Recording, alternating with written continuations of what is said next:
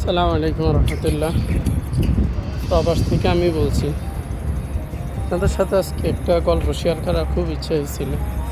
গল্প না, এটা আমার জীবনের সাথে সম্পৃক্ত, যা এখন আমার সাথে ঘটতেছে আর কি। এখন বর্তমানে রাতের 1:30 বাজে প্রবাসে, হয়তো বা বাংলাদেশ টাইম 3টা 3:30 বাজে হয়তো। এমন টাইমে দেখুন আমার সাইকেল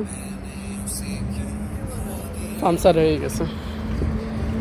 সমস্যাটা হচ্ছে আমার ডিউটি হচ্ছে অনেক দূরে, ওইখান থেকে আমার রুমে আসতে প্রায় 1.5 ঘন্টা বা এরকম সময় লেগে যায়। তো এখন রাতের 12টা বাজে কাজ শেষ করছি, কাজ শেষ করে এখন রুমে যাচ্ছি। রুমে যাওয়ার পথে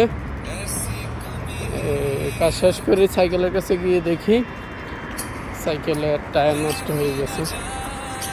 তো এখন রাতের মধ্যরাতে রুমে যাচ্ছি নষ্ট সাইকেল নিয়ে। এখন তো সবাই জানেন যে বর্তমানে প্রবাসের খুব গরম, মধ্যপ্রাচ্যের সব জায়গাতে খুব গরম পড়তেছে। সুতরাং এখন আসার পরে দেখতেছি এই অবস্থা।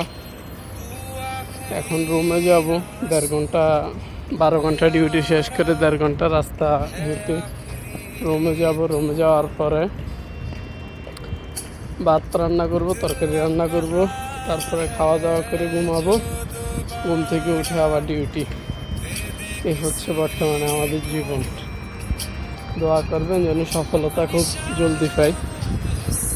খুব ইচ্ছে জীবনের সফলতাটা পাওয়া, সাথে আল্লাহ তাআলার পাওয়া। সবাই দোয়া করবেন।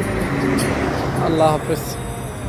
ইনশাআল্লাহ আসবো জীবনের বাস্তবতা নিয়ে অন্য কোনো গল্পে।